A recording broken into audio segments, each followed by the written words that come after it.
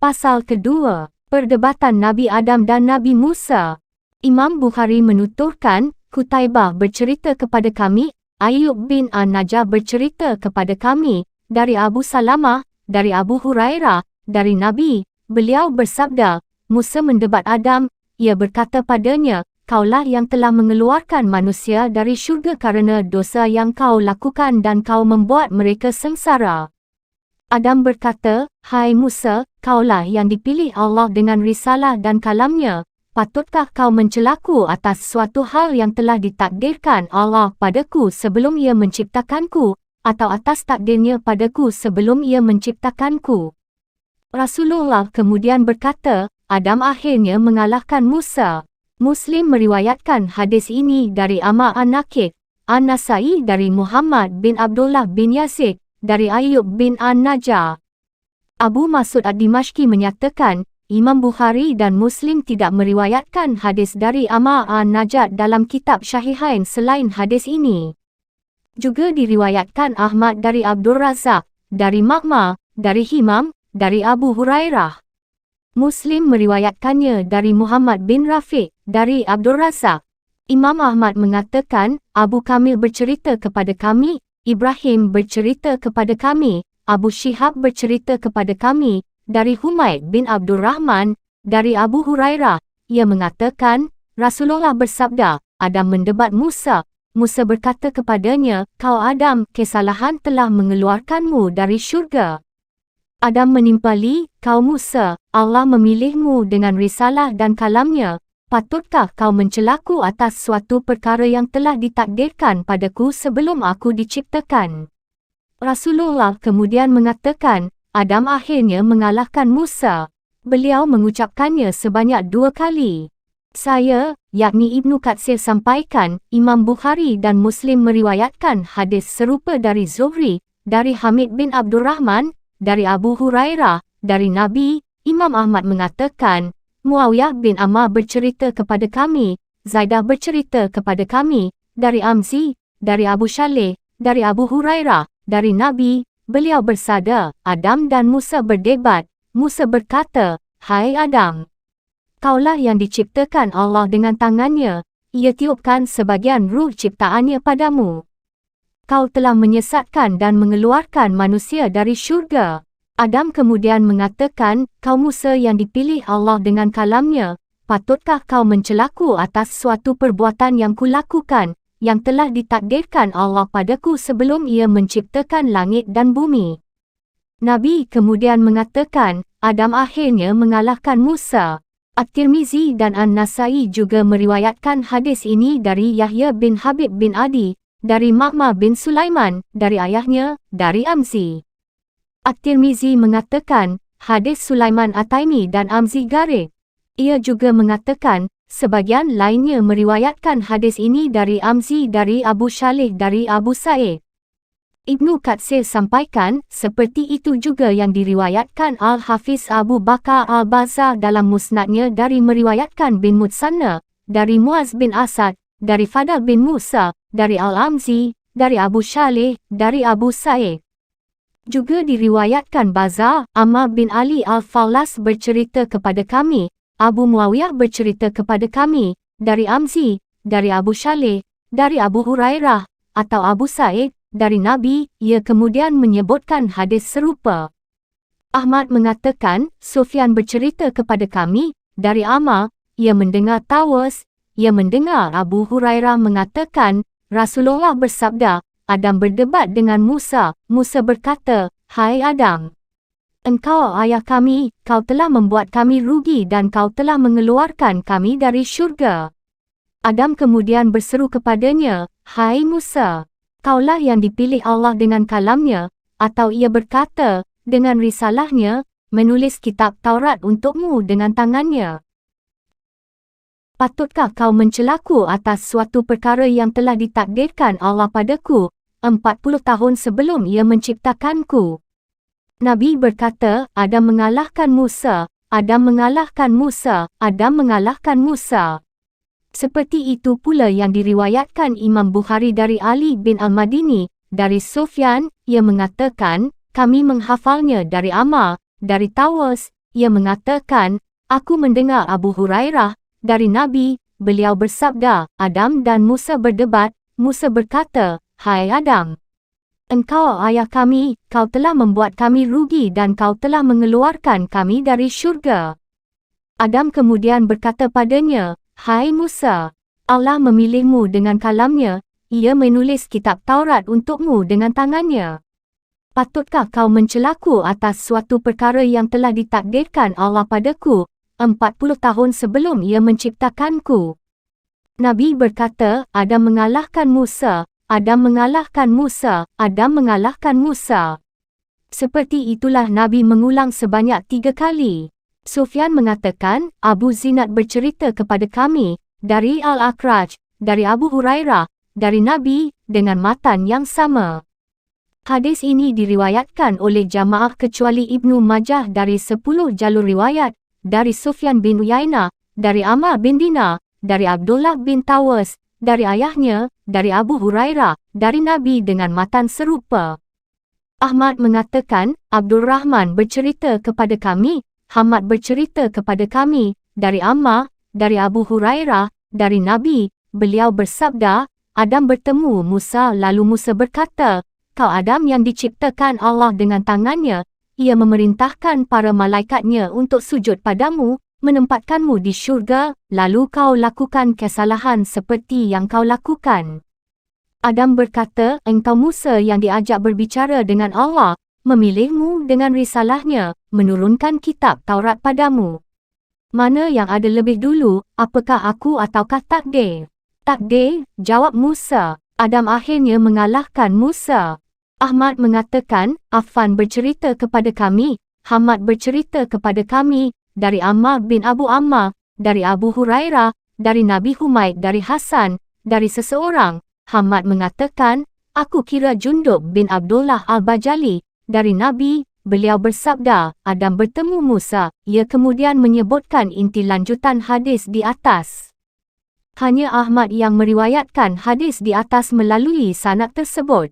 Ahmad mengatakan, Husain bercerita kepada kami, Jarir bin Hazim bercerita kepada kami, dari Muhammad bin Sirin, dari Abu Hurairah, ia mengatakan, Rasulullah bersabda, Adam bertemu Musa lalu Musa berkata, "Kau Adam yang diciptakan Allah dengan tangannya, menempatkanmu di syurga, ia memerintahkan para malaikatnya untuk sujud padamu, lalu kau lakukan kesalahan seperti yang kau lakukan."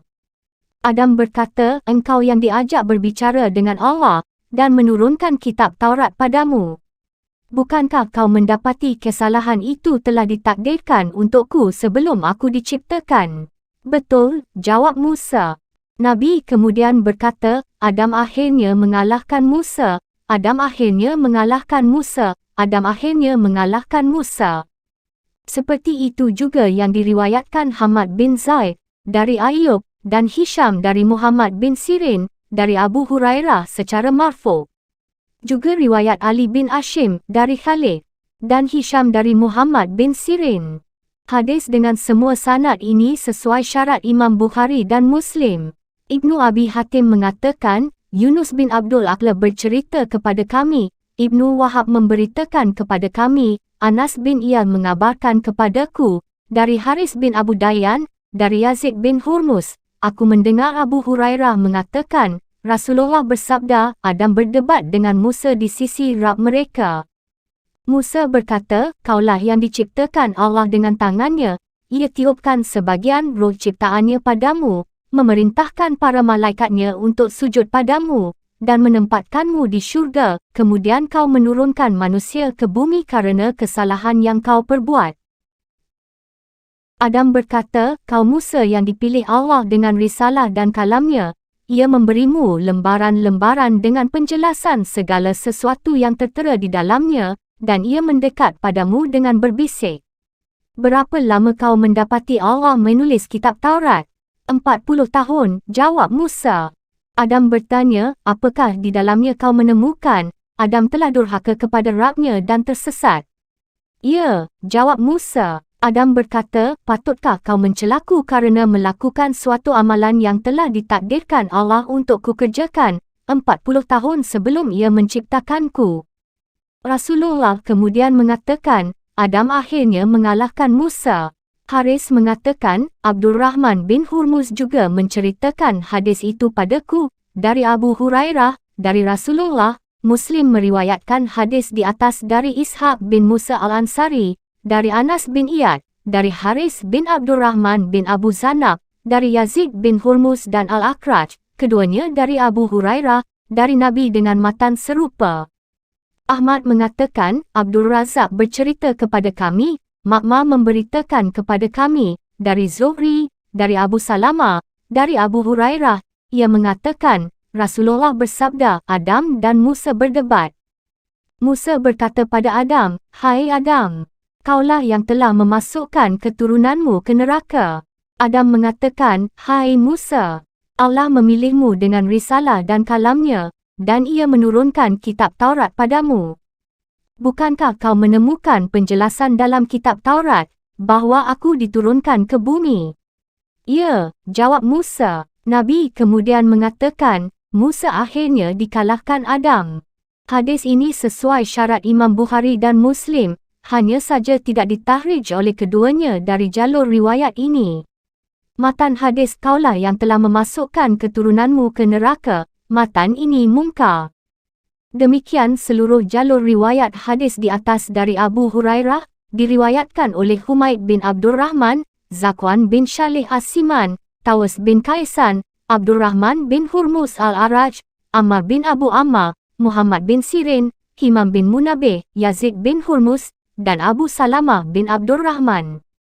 Hadis ini juga diriwayatkan Al-Hafiz Abu Ya'la al-Mushili dalam musnadnya dari hadis Amirul Mukminin Umar bin Khattab. Abu Ya'la mengatakan, Harits bin Miskin al-Mishri bercerita kepada kami, Abdullah bin Wahab bercerita kepada kami, Hisham bin Sa'ad mengabarkan kepadaku, dari Zaid bin Aslam, dari ayahnya, dari Umar bin Khattab, dari Nabi, beliau bersabda, Musa berkata, Ya Rab, perlihatkanlah Adam kepadaku yang telah mengeluarkan kami semua dan juga dirinya sendiri dari syurga. Allah kemudian memperlihatkan Adam kepada Musa. Musa berkata, Kau Adam. Betul, jawab Adam. Adam berkata, Kaukah yang telah Allah tiupkan sebagian ruh ciptaannya padamu, memerintahkan para malaikatnya untuk sujud padamu dan mengajarkan nama-nama segala benda padamu? Betul, jawab Adam. Musa bertanya, lalu kenapa kau mengeluarkan kami semua dan juga dirimu sendiri dari syurga? Adam balas bertanya padanya, Kau sendiri siapa? Musa, jawab Musa. Kau Musa Nabi Bani Israel itu. Kaukah yang diajak bicara Allah dari balik tabir tanpa adanya seorang utusan pun di antara makhluknya antara dia denganmu?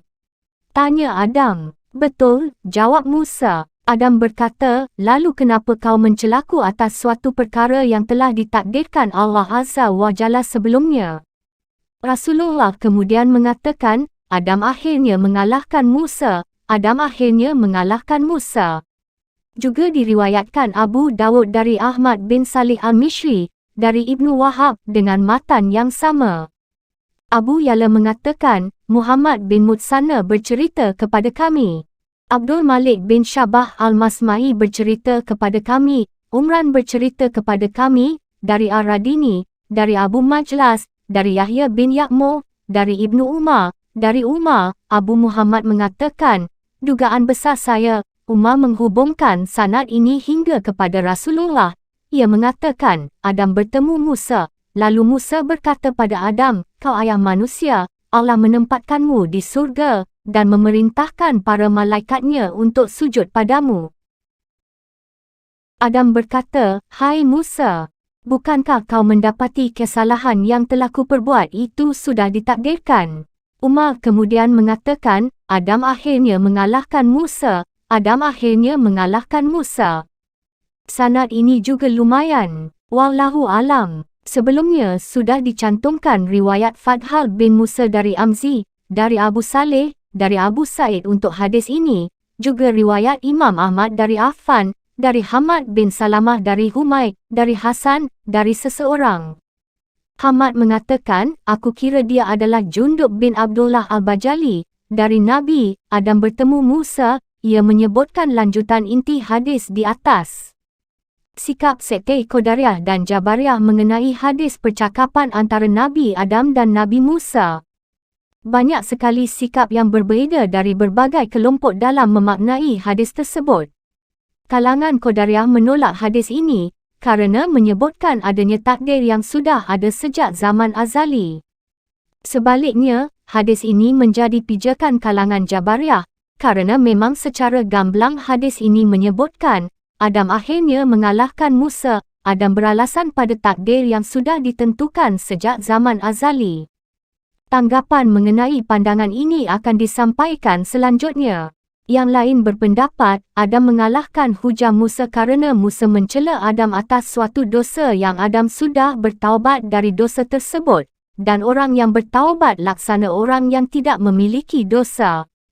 Menurut pendapat lain, Adam mengalahkan hujah Musa kerana Adam lebih tua dan lebih dulu ada sebelum Musa. Yang lain berkata, kerana Adam adalah ayah Musa.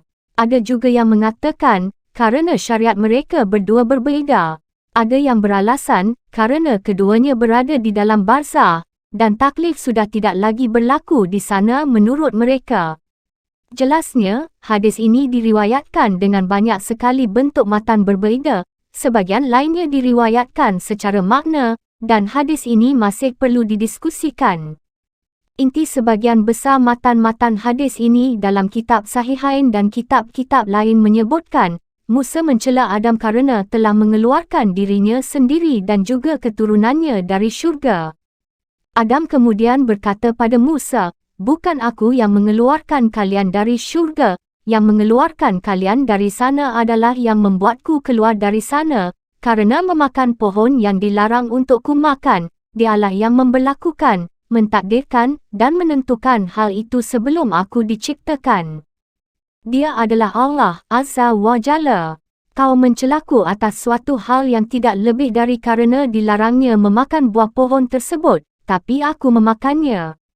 Adanya aku dikeluarkan dari syurga kerana kesalahan itu, sama sekali bukan tindakanku. Bukan aku yang mengeluarkan kalian dan juga diriku sendiri dari syurga. Ini sepenuhnya kerana takdir dan perbuatan Allah. Ia punya hikmah di balik semua itu. Dengan alasan ini, Adam mengalahkan Musa. Siapa pun mendustakan hadis ini, berarti menentang kebenaran dengan sadar, kerana hadis ini diriwayatkan secara mutawatir dari Abu Hurairah. Cukuplah Abu Hurairah sebagai perawi yang adil, hafiz dan ahli. Hadis ini juga diriwayatkan dari sahabat lain, seperti yang telah kami sampaikan sebelumnya. Bagi yang menakwilkan hadis ini dengan berbagai makna seperti telah disinggung sebelumnya, semua itu keliru, baik dari sisi literal maupun kandungannya. Toh masih banyak yang hujahnya lebih kuat dari kalangan Jabariyah. Pandangan Jabariyah terkait hadis ini bisa ditanggapi sebagai berikut. Pertama, Musa tidak mencela atas suatu dosa yang pelakunya sendiri telah bertobat dari dosa itu. Kedua, Musa sendiri pernah membunuh nyawa yang tidak diperintahkan untuk dibunuh. Musa kemudian memohon ampunan kepada Allah, seperti yang Allah sampaikan dalam firman-Nya. Musa berdoa, "Ya Tuhanku, sesungguhnya aku telah menzalimi diriku sendiri, maka ampunilah aku."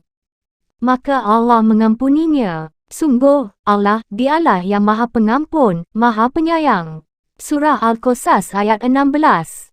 Ketiga, andai takdir terdahulu dijadikan kambing hitam atas kesalahan dan dosa yang dilakukan seorang hamba, tentu bisa dijadikan justifikasi bagi siapa pun yang telah melakukan dosa, lalu yang bersangkutan menyalahkan takdir, sehingga qisas dan hudud tidak bisa dilaksanakan. Andai takdir bisa disalahkan dan dijadikan hujah, tentu menjadi pembenaran bagi siapa pun untuk melakukan dosa-dosa besar ataupun kecil. Itu tentu saja akan menjurus pada banyak sekali konsekuensi mengerikan. Itulah kenapa ulama berkata bahawa Adam hanya berhujah pada takdir atas suatu musibah, bukan atas kemaksiatan. Wallahu alam. Pasal ketiga, hadis-hadis terkait penciptaan Adam. Imam Ahmad mengatakan, Yahya dan Muhammad bin Jafar bercerita kepada kami. Auf bercerita kepada kami, Qasamah bin Zuhair bercerita kepadaku, dari Abu Musa, dari Nabi, beliau bersabda, sungguh Allah menciptakan Adam dari suatu genggaman yang ia ambil dari seluruh bumi, lalu keturunan Adam muncul sepenuh bumi, di antaranya ada yang berkulit putih, merah, hitam dan campuran antara semua warna itu, ada yang buruk dan ada yang baik, ada yang berwatak lembut dan menurut, ada pula yang berwatak keras, juga ada yang wataknya campuran di antara keduanya. Imam Ahmad juga meriwayatkan hadits ini dari Haudzah bin Auf. Dari Qasamah bin Zuhair, aku mendengar Al-Asari mengatakan, Rasulullah bersabda, sungguh, Allah menciptakan Adam dari suatu genggaman yang ia ambil dari seluruh bumi, lalu keturunan Adam muncul sepenuh bumi, di antaranya ada yang berkulit putih, merah, hitam dan campuran antara semua warna itu, ada yang berwatak lembut dan menurut, dan ada yang berwatak keras, juga ada yang wataknya campuran di antara keduanya, ada yang buruk dan ada yang baik, ada juga campuran di antara keduanya. Juga diriwayatkan Abu Dawud, At-Tirmidzi dan Ibnu Hibban dalam kitab sahihnya, dari hadis Auf bin Abu Jamilah Al-Arabi, dari Qasamah bin Zuhair Al-Mazini Al-Bashri, dari Abu Musa Abdullah bin Qais Al-Ashari, dari Nabi, dengan matan serupa. At-Tirmidzi mengatakan, hadis ini hasan sahih.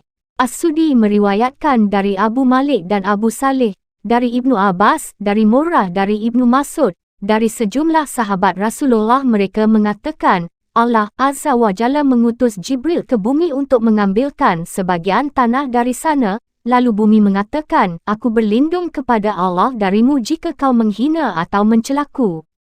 Jibril kembali tanpa memungut sedikit pun. Jibril berkata, Ya Rab, bumi berlindung kepadamu, aku pun menjaganya.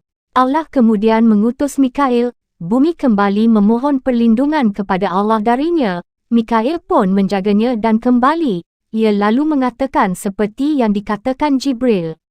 Allah kemudian mengutus malaikat maut, kemudian bumi memohon perlindungan kepada Allah darinya, malaikat maut mengatakan, aku pun berlindung kepada Allah untuk kembali tanpa menunaikan perintahnya. Malaikat maut kemudian mengambil sebagian tanah dari permukaan bumi dan ia campur menjadi satu. Ia tidak hanya memungut dari satu tempat, ia mengambil sebagian dari tanah putih, merah dan hitam. Karena itulah anak keturunan Adam memiliki warna kulit berbeza-beza. Malaikat maut kemudian membawa tanah-tanah tersebut naik, lalu tanah-tanah menjadi basah hingga berubah menjadi lazib. Lazib artinya melekat satu sama lain. Setelah itu, Allah berfirman kepada para malaikat, sesungguhnya, aku akan menciptakan manusia dari tanah. Kemudian apabila telah aku sempurnakan kejadiannya, dan aku tiupkan roh ciptaanku kepadanya, maka tunduklah kamu dengan bersujud kepadanya. Surah Sod ayat 71 hingga 72. Allah kemudian menciptakan Adam dengan tangannya agar iblis tidak sombong padanya. Ia berupa jasad dari tanah selama 40 tahun dengan hitungan hari Jumat. Para malaikat kemudian melintas di hadapannya, saat melihatnya, mereka terkejut. Dan iblis lebih terkejut lagi melebihi para malaikat. Suatu ketika, iblis melintas di hadapan jasad itu lalu memukulnya. Jasad kemudian mengeluarkan suara seperti suara tanah kering. Itulah ketika Allah berfirman, Dia menciptakan manusia dari tanah kering seperti tembikar. Surah Ar-Rahman ayat 14. Allah kemudian berfirman, untuk suatu hal, aku ciptakan manusia.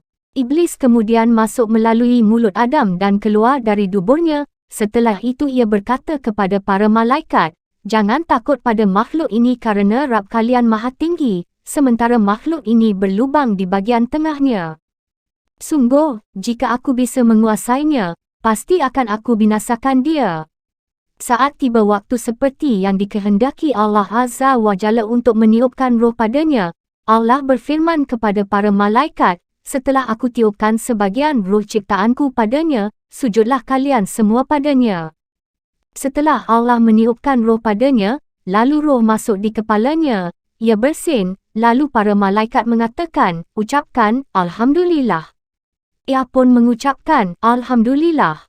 Allah kemudian membalas, semoga Rabbmu merahmatimu. Saat roh masuk di kedua matanya, ia melihat buah-buahan syurga.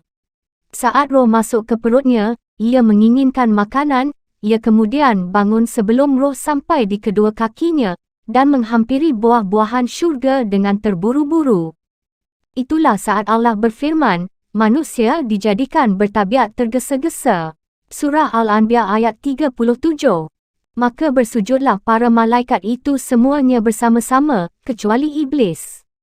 Ia enggan ikut bersama-sama para malaikat yang sujud itu.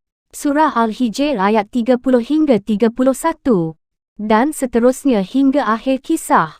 Bagian dari rangkaian hadis ini dikuatkan oleh beberapa hadis, meski sebagian besar dari kisah ini bersumber dari kisah-kisah Israeliat. Imam Ahmad mengatakan, Abdul Samad bercerita kepada kami, Hamad bercerita kepada kami, dari Sabit, dari Anas, Nabi bersabda, saat Allah menciptakan Adam, Allah membiarkannya selama yang ia kehendaki, iblis kemudian berputar mengelilinginya. Saat melihatnya memiliki rongga pada bagian dalam, iblis tahu ia adalah makhluk lemah tak berkuasa menahan keinginan diri dan menolak bisikan jahat syaitan. Peniupan roh ke dalam jasad Adam. Ibnu Hibban menyebutkan dalam kitab sahihnya, Hasan bin Sufyan bercerita kepada kami, Hudbah bin Khalid bercerita kepada kami, Hamad bin Salamah telah bercerita kepada kami, dari Sabit, dari Anas bin Malik, Rasulullah bersabda, saat roh ditiupkan kepada Adam, lalu roh sampai di kepala, Adam bersin lalu mengucapkan, segala puji bagi Allah, Rabb seluruh alam. Allah Tabaraka wa Ta'ala menjawab, semoga Allah merahmatimu. Al-Hafiz Abu Bakar Al-Bazzaz menuturkan, Yahya bin Muhammad bin Sakan bercerita kepada kami, Hibban bin Hilal bercerita kepada kami, Mubarak bin Fadhalah bercerita kepada kami, dari Ubaidullah, dari Hubaib, dari Hafs bin Ashim bin Ubaidullah bin Umar bin Khattab dari Abu Hurairah. Ia menyambung sanad hadis ini hingga Nabi. Ia mengatakan, saat Allah menciptakan Adam, Adam bersin lalu mengucapkan, Alhamdulillah. Rabbnya menjawab, semoga Rabbmu merahmatimu, wahai Adam. Sanad ini lumayan, hanya saja para ahli hadis tidak mentahrijnya. Umar bin Abdul Aziz mengatakan, saat para malaikat bersujud, malaikat pertama yang bersujud adalah Israfil, kemudian Allah menuliskan Al-Quran di dahinya. Hadis riwayat Ibnu As-Sakir. Al-Hafiz Abu Ya'la mengatakan, Uqbah bin Mukarram bercerita kepada kami. Amr bin Muhammad bercerita kepada kami, dari Ismail bin Rafiq, dari Maqburi, dari Abu Hurairah, Rasulullah bersabda, sungguh, Allah menciptakan Adam dari tanah, setelah itu Allah jadikan lumpur lalu Allah biarkan, hingga ketika telah menjadi lumpur hitam, Allah membentuknya setelah itu ia tinggalkan, hingga ketika telah menjadi tanah liat seperti tembikar, iblis melintas di hadapannya lalu berkata, kau diciptakan untuk suatu urusan besar. Allah kemudian meniupkan sebagian ruh ciptaannya pada Adam. Ruh pertama kali masuk ke penglihatan dan penciumannya, ia kemudian bersin dan mengucapkan, Allah. Allah menjawab, semoga Rabbmu merahmatimu. Setelah itu Allah berfirman, hai Adam, hampirilah golongan malaikat itu, sampaikan salam pada mereka lalu perhatikan apa yang mereka ucapkan. Adam kemudian mengucapkan salam pada mereka, mereka lalu menjawab, Waalaikumsalam warahmatullahi wabarakatuh. Allah berfirman, hai Adam, itulah ucapan salammu, juga ucapan salam keturunanmu. Adam berkata, ya Rabb, apa keturunanku? Allah menjawab, pilihlah salah satu tanganku, wahai Adam. Adam berkata, aku memilih tangan kanan Rabbku, dan kedua tangan Rabbku kanan. Allah kemudian membuka telapak tangan, dan semua keturunan Adam ada di telapak tangan Ar-Rahman. Di antara mereka ada beberapa orang yang mulutnya bercahaya, seseorang di antara mereka mengeluarkan cahaya hingga Adam kagum. Adam bertanya, ya Rabb, siapa dia? Allah menjawab, dia anakmu, Daud. Adam bertanya, ya Rabb, berapa usia yang kau berikan padanya? Allah menjawab, aku memberikan usia 60 tahun untuknya. Adam berkata, ya Rabb, Genapkan usianya menjadi 100 tahun dari jatah usiaku. Allah mengabulkan permintaan Adam dan mempersaksikan hal itu. Setelah usia Adam habis, Allah mengutus malaikat maut. Adam berkata, "Bukankah umurku masih tersisa 40 tahun lagi?" Sang malaikat menjawab, "Bukankah sudah kau berikan pada anakmu, Daud?" Adam mengingkari hal itu, akhirnya keturunannya memiliki watak mengingkari. Adam lupa, akhirnya keturunannya juga memiliki watak lupa. Hadis ini juga diriwayatkan Al-Hafiz Abu Bakar Al-Bazzar, At-Tirmidzi, An-Nasai dalam Al-Ya'm wal Lailah dari hadis Syafwan bin Isa, dari Harits bin Abdurrahman bin Abu Zubab, dari Abu Sa'id Maqburi, dari Abu Hurairah, dari Nabi. At-Tirmidzi mengatakan, hadis melalui jalur riwayat ini Hasan Garib. An-Nasai mengatakan, hadis ini munkar. Juga diriwayatkan Muhammad bin Ajlan, dari ayahnya, dari Abu Sa'id Maqburi, dari Abdullah bin Salam. At-Tirmidzi mengatakan, Abdul bin Humaid bercerita kepada kami, Abu Nuaim bercerita kepada kami, Hisham bin Sa'ad bercerita kepada kami, dari Zaid bin Aslam, dari Abu Saleh, dari Abu Hurairah. Ia mengatakan, Rasulullah bersabda, saat menciptakan Adam, Allah mengusap punggungnya lalu dari punggungnya berjatuhan seluruh jiwa yang Allah ciptakan di antara keturunannya hingga hari kiamat. Allah memberikan kilauan cahaya di antara kedua mata setiap insan di antara mereka. Setelah itu Allah perlihatkan mereka kepada Adam. Adam bertanya, "Ya Rab, siapa mereka itu?" Allah menjawab, "Mereka itu keturunanmu." Adam melihat seseorang lalu kagum pada kilauan cahaya yang ada di antara kedua matanya. Adam bertanya, "Ya Rab, siapa dia?" Allah menjawab, "Seseorang yang berasal dari salah satu umat terakhir keturunanmu, namanya Daud." Adam bertanya, "Ya Rab, berapa usia yang engkau berikan padanya?" Allah menjawab, 60 tahun. Adam berkata, "Ya Rab, tambahkan 40 tahun dari usiaku untuknya." Saat usia Adam habis, malaikat maut datang menghampiri. Adam mengatakan, "Bukankah usiaku masih tersisa 40 tahun?" Sang malaikat menjawab, "Bukankah sudah kau berikan pada anakmu, Daud?" Adam mengingkari hal itu, akhirnya keturunannya memiliki watak mengingkari. Adam lupa, akhirnya keturunannya juga memiliki watak lupa. Adam keliru, akhirnya keturunannya juga memiliki watak keliru. Setelah itu At-Tirmidzi mengatakan, hadis ini Hasan Sahih. Hadis ini juga diriwayatkan dari Abu Hurairah dari Nabi melalui jalur riwayat berbeza. Diriwayatkan pula oleh Hakim dalam Al-Mustadrak dari hadis Abu Nuaim Fathal bin Dakin. Hakim menyatakan, sahih sesuai syarat Muslim. Hanya saja Al-Bukhari dan Muslim tidak mentakhrij hadis ini. Ibnu Abi Hatim meriwayatkan dari hadis Abdurrahman bin Zaid bin Aslam, dari ayahnya, dari Atha bin Yasar, dari Abu Hurairah secara marfu'. Ibnu Abi Hatim menyebutkan hadis ini, dan di antara isinya, Allah kemudian memperlihatkan mereka kepada Adam. Ia mengatakan, "Hai Adam, mereka adalah keturunanmu, di antara mereka ada yang berpenyakit lepra, sopak, buta, dan berbagai penyakit lain." Adam berkata, "Ya Rab, kau melakukan itu pada keturunanku." Allah menjawab, "Agar kau mensyukuri nikmatku." Setelah itu Ibnu Abi Hatim menyebutkan kisah Daud yang akan disebutkan dari riwayat Ibnu Abbas berikutnya.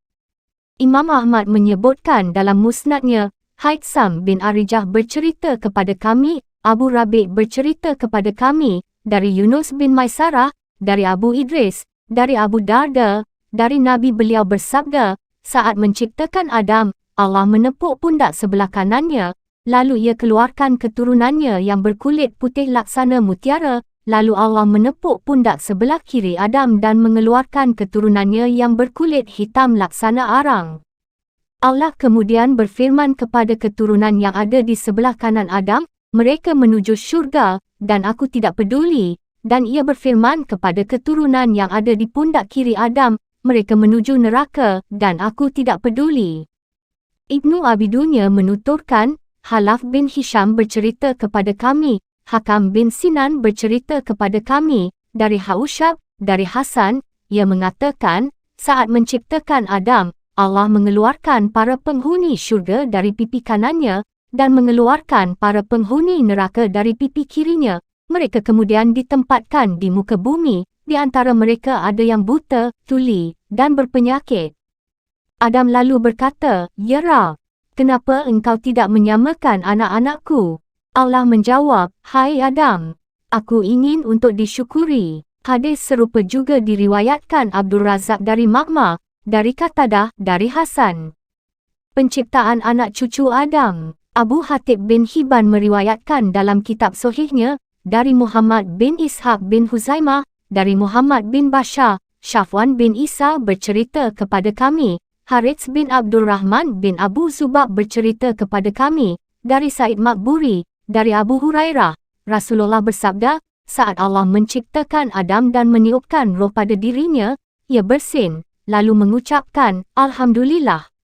Ia memuji Allah atas izinnya. Rab kemudian menjawab, semoga Rabmu merahmatimu. Hampirilah segolongan di antara para malaikat yang tengah duduk itu, lalu ucapkan salam pada mereka. Adam kemudian mengucapkan, Assalamualaikum. Para malaikat menjawab, Waalaikumsalam warahmatullah. Setelah itu Adam kembali menghampiri Rab. Ia berfirman, itulah ucapan salammu, dan ucapan salam antara kamu dengan mereka. Allah kemudian berfirman dengan kedua tangan menggenggam, pilihlah mana saja yang kau kehendaki. Adam berkata, aku memilih tangan kanan Rabku, kedua tangan Rabku kanan dan penuh berkah. Setelah itu Allah membuka kedua telapak tangannya, dan di kedua tangan itu ada Adam dan keturunannya. Adam bertanya, Ya Rab, mereka siapa? Allah menjawab, mereka itu keturunanmu. Usia masing-masing di antara mereka tertulis di antara kedua matanya, dan di antara mereka ada seseorang yang mengeluarkan cahaya paling terang dan hanya ditetapkan memiliki usia 40 tahun. Adam berkata, Ya Rab, siapa dia? Allah menjawab, dia anakmu, Daud. Allah menetapkan usianya 40 tahun. Adam berkata, Ya Rab, tambahkan usianya. Allah menjawab, itu sudah ditetapkan untuknya. Adam berkata, aku tambahkan 60 tahun dari usiaku. Baik, silakan kau tinggal di syurga, jawab Allah. Adam kemudian tinggal di syurga selama yang dikehendaki Allah. Setelah itu Adam diturunkan dari sana. Adam selalu menghitung usianya. Suatu ketika, malaikat maut datang. Lalu Adam berkata padanya, kau terburu-buru. Allah menetapkan usiaku 1000 tahun. Malaikat menyahut. Betul, tapi 60 tahun di antaranya sudah kau berikan untuk anakmu, Daud. Adam mengingkari, hingga keturunannya memiliki watak ingkar. Adam lupa, hingga keturunannya memiliki watak lupa. Sejak saat itu diperintahkan untuk membuat catatan dan menghadirkan sejumlah saksi. Demikian matan riwayat Ibnu Hibban.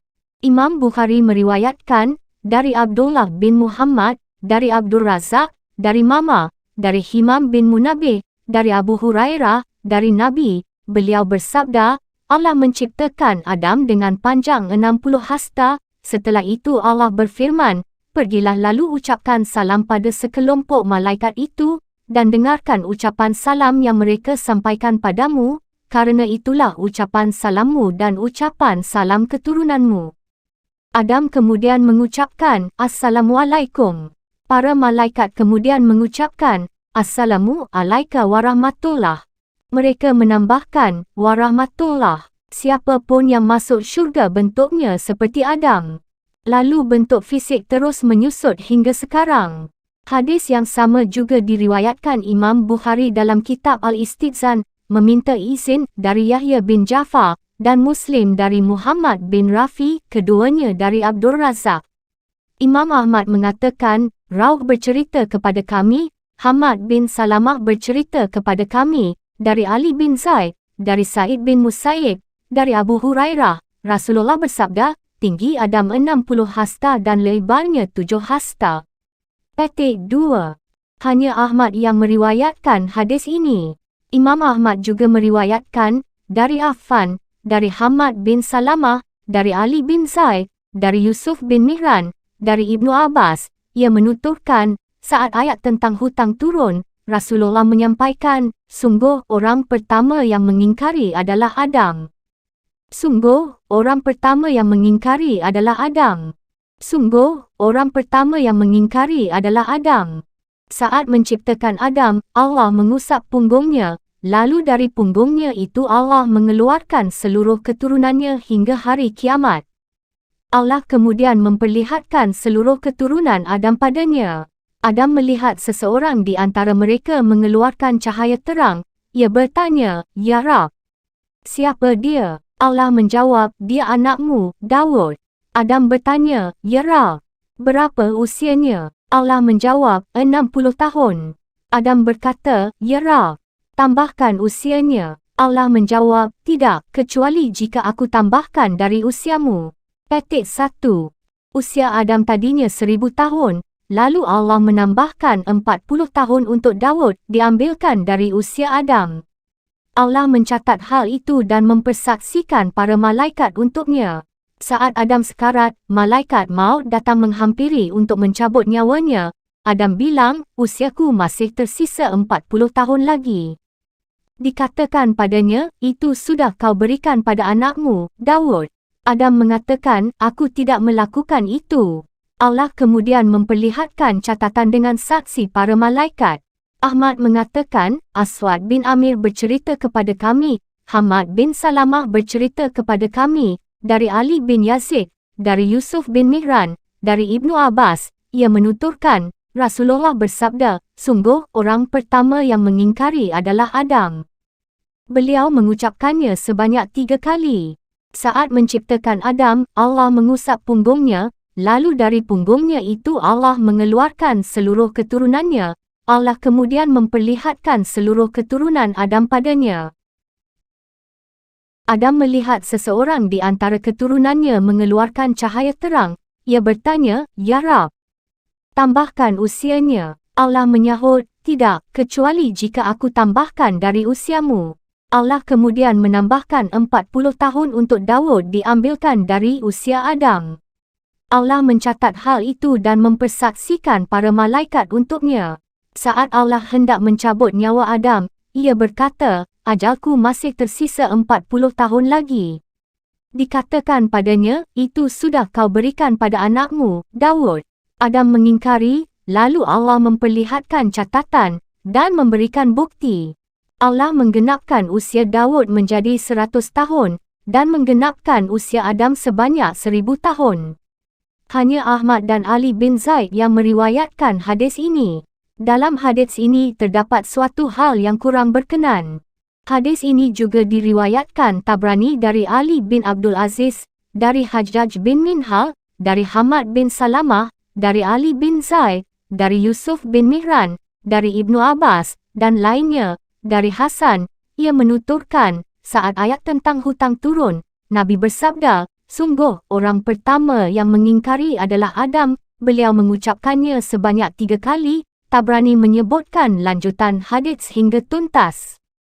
Imam Malik bin Anas meriwayatkan dalam Al-Muwatta dari Zaid bin Abu Unaisah, bahawa Hamid bin Abdurrahman bin Zaid bin Khattab mengabarkan kepadanya, dari Muslim bin Yasa Al-Juhani, suatu ketika Umar bin Khattab ditanya tentang ayat ini, dan ingatlah ketika Rabbmu mengeluarkan dari sulbi, tulang belakang anak cucu Adam keturunan mereka dan Allah mengambil kesaksian terhadap roh mereka, seraya berfirman, bukankah aku ini Rabbmu? Mereka menjawab, betul engkau Rabb kami bersaksi. Dan seterusnya. Surah Al-A'raf ayat 172.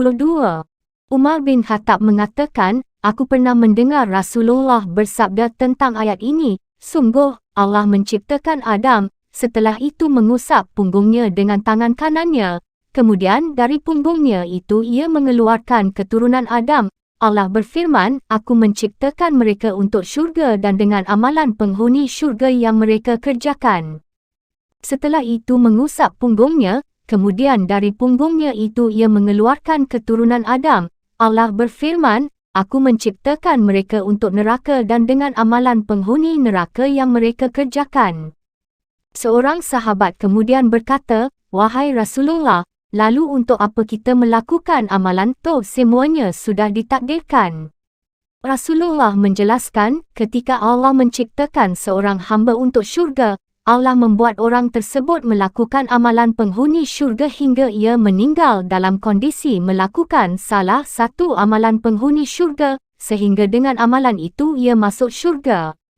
Dan ketika Allah menciptakan seorang hamba untuk neraka, Allah membuat orang tersebut melakukan amalan penghuni neraka, hingga ia meninggal dalam kondisi melakukan salah satu amalan penghuni neraka, sehingga dengan amalan itu ia masuk neraka.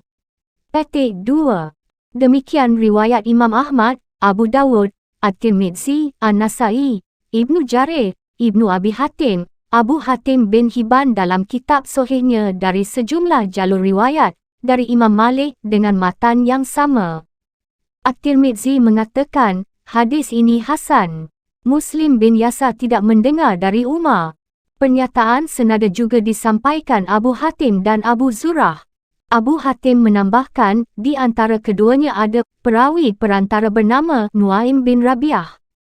Hadis ini juga diriwayatkan Abu Dawud dari Muhammad bin Mushaffa, dari Baqiyah, dari Umar bin Juhsam, dari Zaid bin Abu Unaisah, dari Abdul Hamid bin Abdurrahman bin Zaid bin Khattab, dari Muslim bin Yasa, dari Nuaim bin Rabi'ah. Ia menuturkan, suatu ketika aku berada di dekat Umar bin Khattab, ia ditanya tentang ayat ini. Abu Dawud menyebutkan hadis di atas hingga tuntas. Al-Hafiz Daruqutni menyatakan, Abu Farwah bin Yazid bin Sinan Ar-Rahawi juga meriwayatkan hadis ini mengikuti riwayat Umar bin Juhsam dari Zaid bin Abu Unaisah. Perkataan mereka berdua ini lebih tepat dari perkataan Malik. Seluruh hadis di atas menunjukkan Allah mengeluarkan keturunan Adam dari punggungnya laksana semut. Kemudian Allah membagi mereka dalam dua golongan, golongan kanan dan golongan kiri. Allah berfirman, mereka aku ciptakan untuk syurga dan aku tidak peduli. Mereka aku ciptakan untuk syurga dan aku tidak peduli. Terkait persaksian dan pengakuan akan keesaan Allah dengan tutur kata yang diucapkan keturunan Adam, tidak ada hadis-hadis kuat tentang hal itu. Jika ayat dalam surah Al-A'raf di atas diartikan sebagai persaksian dan pengakuan seperti ini, masih perlu didiskusikan lebih lanjut, seperti yang telah kami paparkan dalam kitab tafsir. Di sana juga telah kami sebutkan sejumlah hadis dan atsar lengkap dengan sanad dan lafaz matan masing-masing. Bagi yang ingin mengetahui lebih dalam, silahkan merujuk kitab tafsir Ibnu Katsir. Wallahu alam. Sumpah seluruh anak cucu Adam akan keesaan Allah. Imam Ahmad meriwayatkan, dari Husain bin Muhammad, dari Jarir, maksudnya Ibnu Hazim, dari Kulsum bin Jabbar, dari Sa'id bin Jubair, dari Ibnu Abbas, dari Nabi, beliau bersabda, sungguh, Allah mengambil perjanjian dari punggung Adam di Nu'man pada hari Arafah, lalu dari tulang punggungnya Allah mengeluarkan seluruh keturunan yang Allah ciptakan, lalu Allah tebarkan di hadapannya, lalu Allah berbicara kepada mereka secara langsung, bukankah aku ini Rabbmu? Mereka menjawab, betul engkau Rabb kami bersaksi. Kami lakukan yang demikian itu agar di hari kiamat kamu tidak mengatakan, sesungguhnya ketika itu kami lengah terhadap ini. Atau agar kamu mengatakan, sesungguhnya, nenek moyang kami telah mempersekutukan Rabb sejak dahulu, sedang kami adalah keturunan yang datang setelah mereka. Maka apakah engkau akan membinasakan kami karena perbuatan orang-orang dahulu yang sesat? Surah Al-A'raf ayat 172 hingga 183. Sanad hadis ini bagus dan kuat sesuai syarat Muslim. Diriwayatkan An-Nasai, Ibnu Jarir, dan Hakim dalam Al-Mustadrak dari hadis Husain bin Muhammad Al-Marwazi dengan matan yang sama. Hakim mengatakan sanadnya sahih, hanya saja tidak ditahrij Imam Bukhari dan Muslim.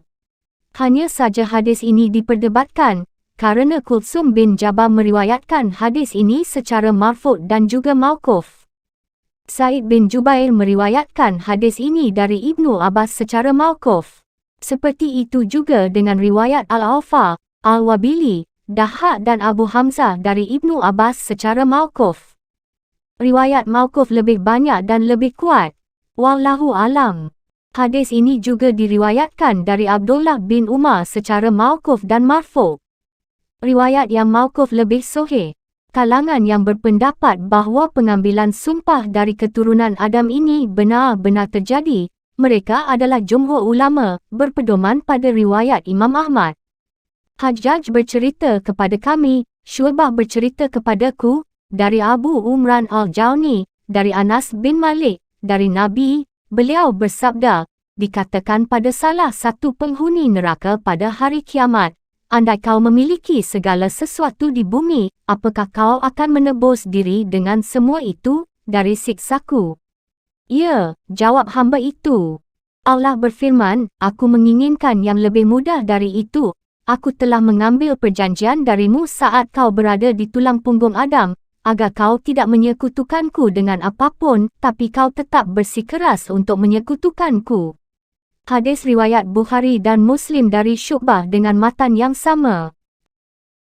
Abu Ja'far Ar-Razi meriwayatkan dari Rabi' bin Anas, dari Abu Aliyah, dari Ubay bin Ka'ab terkait firman Allah, dan ingatlah ketika Rabbmu mengeluarkan dari sulbi, tulang belakang anak cucu Adam keturunan mereka, dan Allah mengambil kesaksian terhadap roh mereka, seraya berfirman, bukankah aku ini Rabbmu? Mereka menjawab, betul engkau Rabb kami bersaksi. Kami lakukan yang demikian itu agar di hari kiamat kamu tidak mengatakan, sesungguhnya ketika itu kami lengah terhadap ini. Atau agar kamu mengatakan, sesungguhnya nenek moyang kami telah mempersekutukan Rabb sejak dahulu, sedang kami adalah keturunan yang datang setelah mereka. Maka apakah engkau akan membinasakan kami, karena perbuatan orang-orang dahulu yang sesat? Surah Al-A'raf ayat 172 hingga 183. Ubay mengatakan, Allah mengumpulkan mereka semua yang akan ada hingga hari kiamat pada saat itu. Allah menciptakan dan memberikan bentuk pada mereka. Setelah itu Allah meminta mereka berbicara. Mereka berbicara. Allah kemudian mengambil perjanjian dan sumpah dari mereka, dan menjadikan diri mereka sebagai saksi, bukankah aku ini Rabbmu?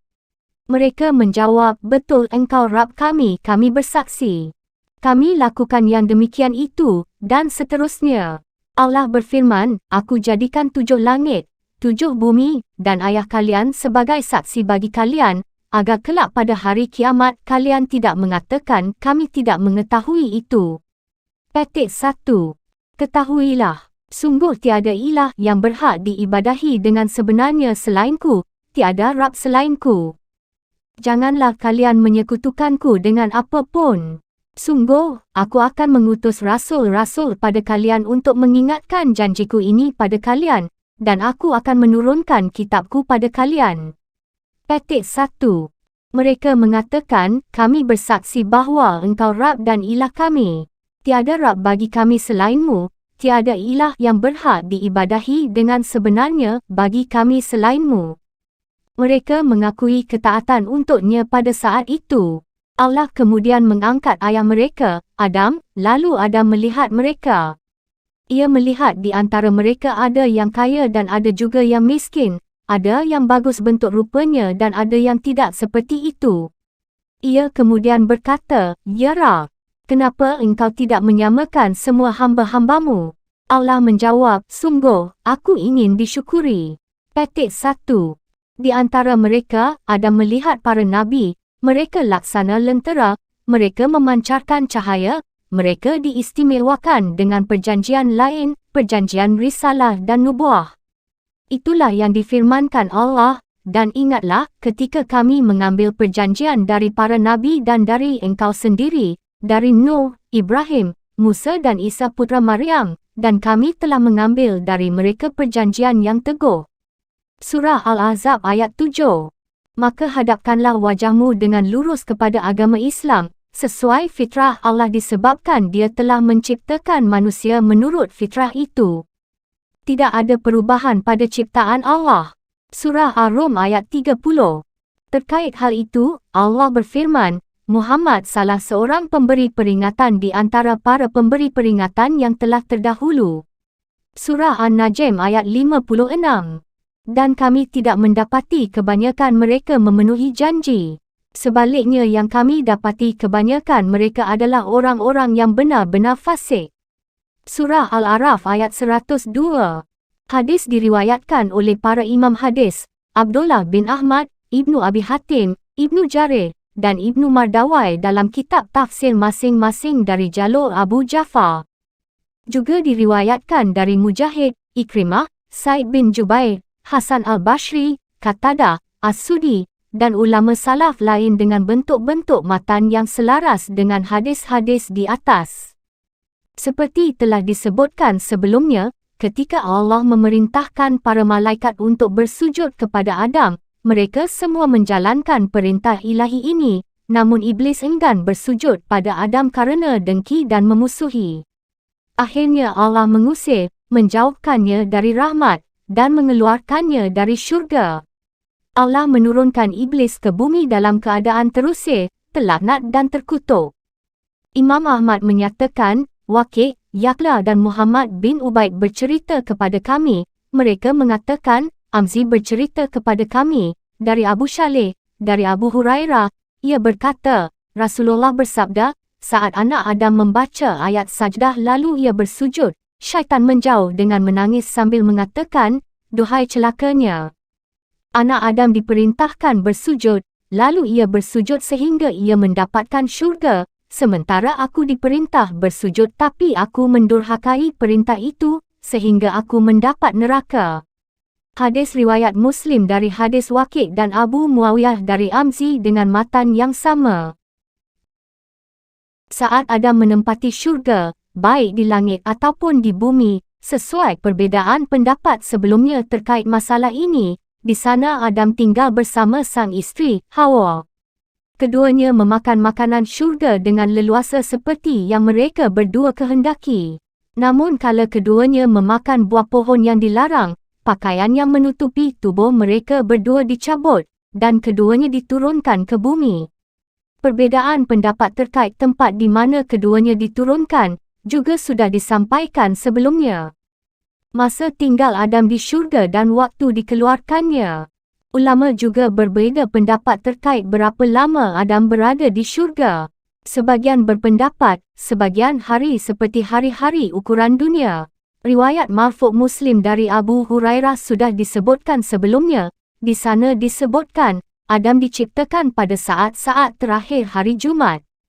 Juga sudah disampaikan sebelumnya, bahawa Adam diciptakan pada hari Jumaat, dan pada hari itu pula Adam dikeluarkan dari syurga.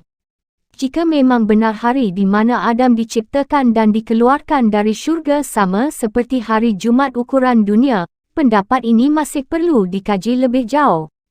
Dan jika Adam dikeluarkan dari syurga pada hari yang berbeza dengan hari ia diciptakan, atau kita katakan bahawa ukuran hari tersebut adalah sama seperti 6,000 tahun untuk ukuran hari-hari dunia, seperti yang diriwayatkan dari Ibnu Abbas, Mujahid, Dahak, dan dipilih Ibnu Jarir, berarti Adam berada di syurga dalam jangka waktu yang sangat lama.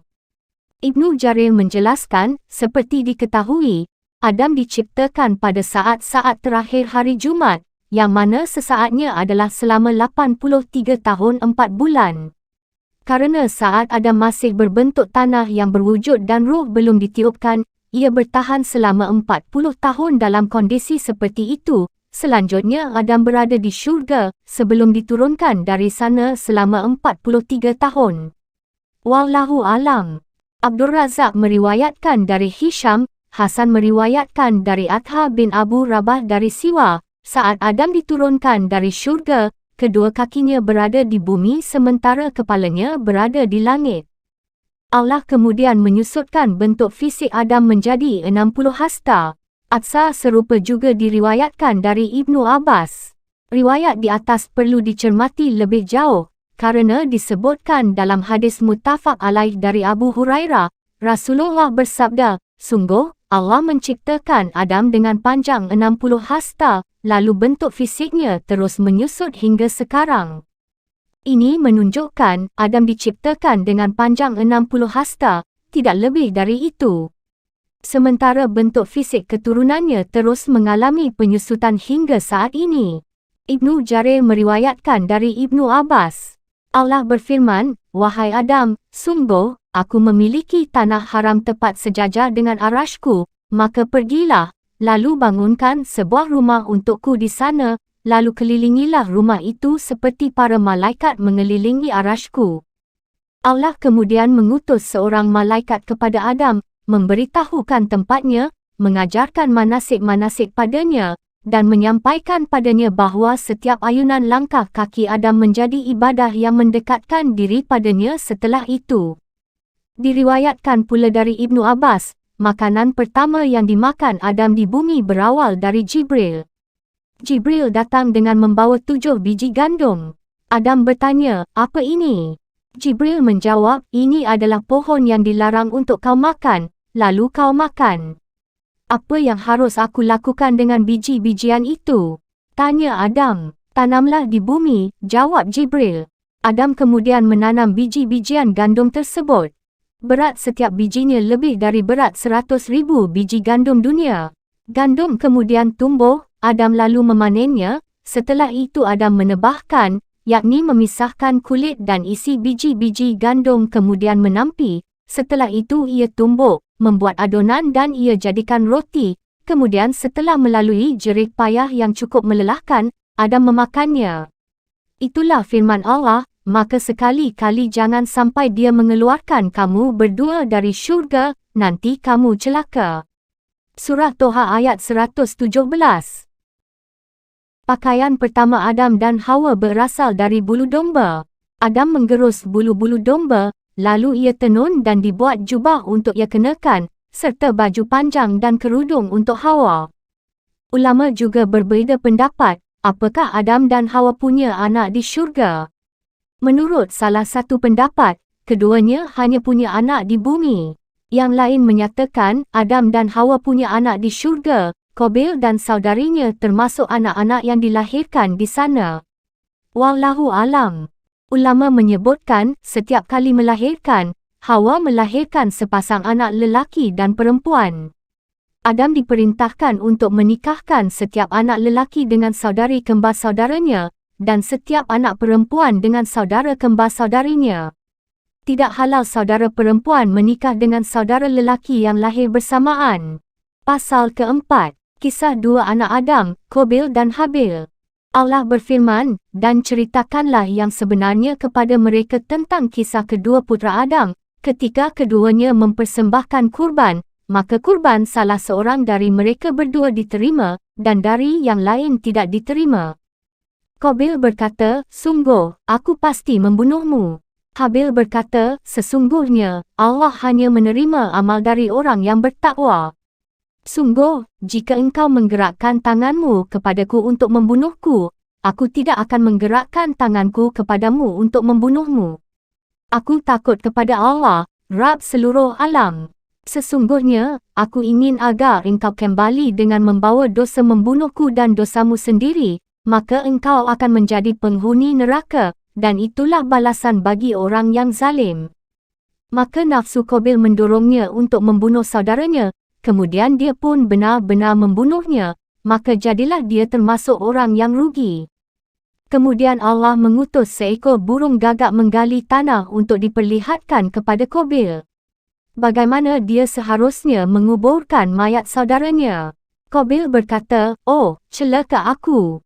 Mengapa aku tidak mampu berbuat seperti burung gagak ini, sehingga aku dapat menguburkan mayat saudaraku ini?' Maka jadilah dia termasuk orang yang menyesal. Surah Al-Maidah ayat 27 hingga 31. Kisah ini sudah kami bahas dalam tafsir surah Al-Maidah dan dirasa sudah cukup. Alhamdulillah. Berikut akan kami sampaikan intisari penjelasan para imam salaf terkait kisah ini. As-Sudi meriwayatkan dari Abu Malik dan Abu Saleh, dari Ibnu Abbas, dari Murrah, dari Ibnu Mas'ud, dari sejumlah sahabat. Adam menikahkan setiap anak lelaki dengan anak perempuan yang lahir tidak bersamaan. Habil ingin menikahi saudara perempuan Qabil, dan Qabil lebih tua dari Habil. Saudara perempuan Qabil cantik jelita. Qabil tidak mahu mengalah dengan saudaranya dan tetap ingin memiliki saudarinya itu. Adam memerintahkan Qabil untuk menikahkan saudarinya tersebut dengan Habil, tapi Qabil menolak. Adam lalu memerintahkan keduanya untuk mempersembahkan kurban. Adam pergi untuk menunaikan ibadah haji ke Mekah dan menitipkan anak-anaknya kepada langit, tapi langit enggan menerima permintaannya itu. Adam kemudian menitipkan anak-anaknya kepada bumi dan gunung, mereka semua menolak. Qabil justru menerima permintaan ayahnya untuk menjaga saudara-saudaranya. Qabil dan Habil mempersembahkan pengorbanannya. Saat Qabil dan Habil mempersembahkan kurban, Habil mempersembahkan seekor kambing gemuk kerana ia memiliki banyak kambing. Sementara Qabil mempersembahkan seikat hasil tanaman yang buruk. Api kemudian turun dan memakan kurban Habil, sementara kurban milik Qabil dibiarkan. Qabil pun marah lalu berkata, "Sungguh, aku akan membunuhmu agar tidak menikahi saudariku." Habil menyahut, "Sesungguhnya, Allah hanya menerima amal dari orang yang bertakwa." Kisah ini juga diriwayatkan dari Ibnu Abbas melalui sejumlah jalur riwayat lain, dan Abdullah bin Amr. Abdullah bin Amr mengatakan, "Demi Allah, yang dibunuh sebenarnya lebih kuat dari Qabil. Hanya saja rasa berdosa mencegah Habil menggerakkan tangan untuk membunuh Qabil." Abu Ja'far al-Bakir menyebutkan, Adam menyerahkan kurban kedua anaknya itu, lalu kurban milik Habil diterima, sementara kurban milik Qabil tidak diterima. Qabil kemudian berkata pada ayahnya, "Kurban Habil diterima kerana kau berdoa untuknya, dan tidak berdoa untukku." Qabil kemudian mengancam untuk membunuh saudaranya, Habil. Peristiwa pembunuhan pertama di dunia. Suatu malam, Habil tidak kunjung pulang mengembala kambing. Adam kemudian mengutus Qabil untuk melihat apa yang membuatnya terlambat pulang. Setelah mencari-cari, Qabil bertemu Habil. Qabil berkata pada Habil, "Kurbanmu diterima sementara kurbanku tidak." Habil menyahut, "Sesungguhnya, Allah hanya menerima amal dari orang yang bertakwa." Qabil marah saat itu dan memukulkan benda tumpul yang ia bawa hingga Habil meninggal dunia. Pendapat lain menyebutkan, Qabil membunuh Habil dengan sebongkah batu yang ia lemparkan ke kepala Habil saat sedang tidur hingga pecah. Pendapat berbeza menyatakan, Qabil mencekik Habil dengan keras dan menggigitnya seperti binatang buas, hingga Habil tewas. Wallahu alam. Kata-kata yang diucapkan Habil kepada Qabil saat ia diancam akan dibunuh, "Sungguh, jika engkau menggerakkan tanganmu kepadaku untuk membunuhku, aku tidak akan menggerakkan tanganku kepadamu untuk membunuhmu. Aku takut kepada Allah, Rabb seluruh alam, menunjukkan akhlak yang baik, takut kepada Allah, dan menahan diri untuk membalas perlakuan serupa yang akan dilakukan saudaranya." Untuk itu Nabi bersabda seperti disebutkan dalam kitab Sahihain, ketika dua orang Muslim saling berhadapan dengan membawa pedang, maka yang membunuh dan yang dibunuh masuk neraka. Mereka para sahabat berkata, "Wahai Rasulullah, yang membunuh pantas masuk neraka, lalu bagaimana dengan orang yang dibunuh kenapa masuk neraka juga?" Beliau menjawab, "Karena ia bersikeras untuk membunuh temannya." Firman Allah, "Sesungguhnya, aku ingin agar engkau kembali dengan membawa dosa membunuhku dan dosamu sendiri, maka engkau akan menjadi penghuni neraka, dan itulah balasan bagi orang yang zalim, iaitu sungguh aku ingin untuk tidak berkelahi denganmu meski aku lebih kuat darimu kalau kau sudah bertekad bulat untuk membunuhku, agar kau kembali dengan memikul dosaku dan juga dosamu sendiri." Maksudnya, memikul dosa membunuhku, juga dosa-dosamu yang lain sebelum itu. Demikian yang disampaikan Mujahid, As-Sudi, Ibnu Jarir dan lainnya. Ayat ini bukan bermaksud bahawa dosa-dosa orang yang dibunuh beralih menjadi tanggungan orang yang membunuh seperti yang dikira sebagian orang yang menyatakan bahawa Ibnu Jarir menuturkan ijma' kebalikannya. Terkait hadis yang diriwayatkan sebagian orang yang tidak tahu apakah bersumber dari Nabi atau bukan, orang yang membunuh tidak menyisakan dosa apapun untuk orang yang dibunuh. Hadis ini sama sekali tidak berdasar dan sama sekali tidak diketahui dalam kitab-kitab hadis, baik dengan sanad sahih hasan, ataupun daif. Namun, mungkin saja pada hari kiamat kelak ada korban pembunuhan menuntut pelaku pembunuhan, di mana kebaikan-kebaikan yang dimiliki si pembunuh tidak mencukupi untuk menebus kezaliman itu. Akhirnya kesalahan-kesalahan milik korban pembunuhan dipikulkan kepada si pembunuh, seperti disebutkan dalam hadis sahih terkait kezaliman-kezaliman, di mana pembunuhan termasuk salah satu kezaliman terbesar. Wallahu alam. Masalah ini secara tuntas sudah kami jelaskan dalam kitab tafsir. Alhamdulillah. Imam Ahmad, Abu Dawud dan At-Tirmidzi meriwayatkan dari Sa'ad bin Abi Waqqas, ia mengatakan saat fitnah menimpa Utsman bin Affan, aku bersaksi bahawa Rasulullah pernah menyampaikan, sungguh akan terjadi suatu fitnah, orang yang duduk pada saat itu lebih baik dari orang yang berdiri, dan orang yang berdiri saat itu lebih baik dari orang yang berjalan, dan orang yang berjalan saat itu lebih baik dari orang yang berlari kecil. Sa'ad bin Abi Waqqas berkata, katakan padaku, jika seseorang masuk ke dalam rumahku lalu menggerakkan tangan ke arahku untuk membunuhku, apa yang harus aku lakukan? Jadilah seperti anak Adam, jawab Rasulullah. Juga diriwayatkan secara marfu' oleh Ibnu Mardawai dari Hudzaifah bin Yaman, jadilah seperti salah satu di antara dua anak Adam yang terbaik. Muslim dan para pemilik kitab Sunan, kecuali An-Nasai, juga meriwayatkan hadis serupa dari Abu Zar. Imam Ahmad juga meriwayatkan, dari Abu Muawiyah dan Waqi', dari Al-Amzi, dari Abdullah bin Marrah, dari Masruq, dari Ibnu Mas'ud, Rasulullah bersabda, tidaklah suatu jiwa dibunuh secara semena-mena, melainkan anak Adam yang pertama ikut menanggung dosanya, kerana dialah orang pertama yang mencontohkan pembunuhan.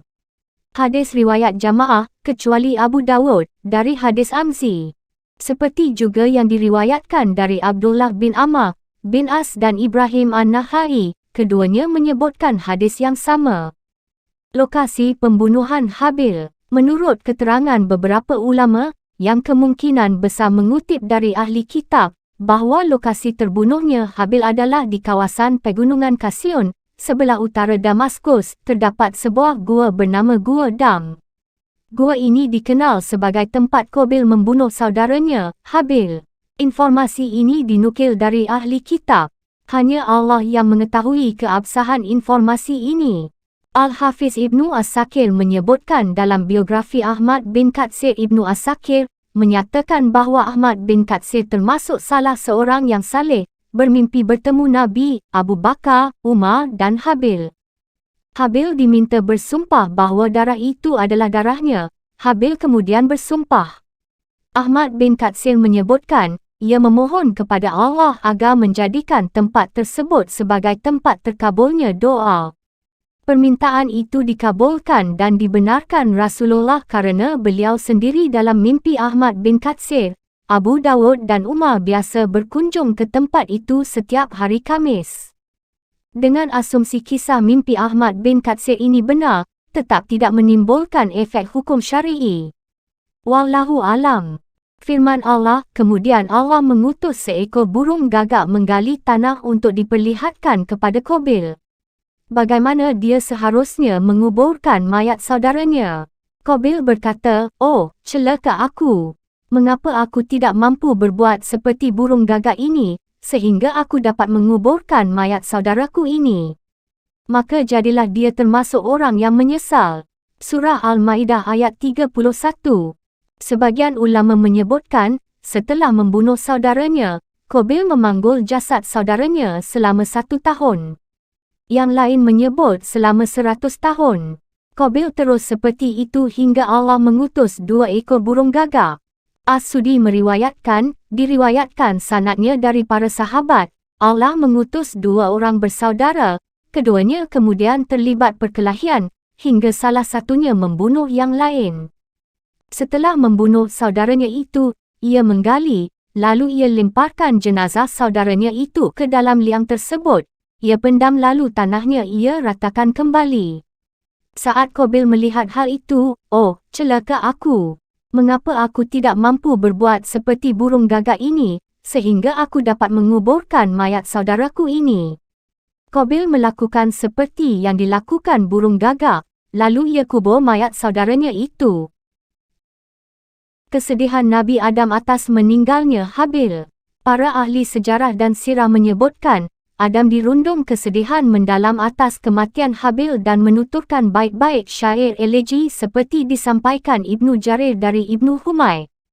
Berubah sudah negeri ini, juga orang-orang yang ada di atasnya. Wajah bumi kini penuh debu dan kusam, seluruh warna dan rasa kini telah berubah, jarang lagi terlihat rona muka berseri dan menyenangkan.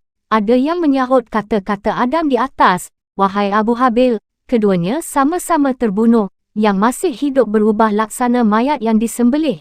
Muncullah wajah berseri yang dulu pernah ada, namun dengan takut, ia pun datang dengan berteriak."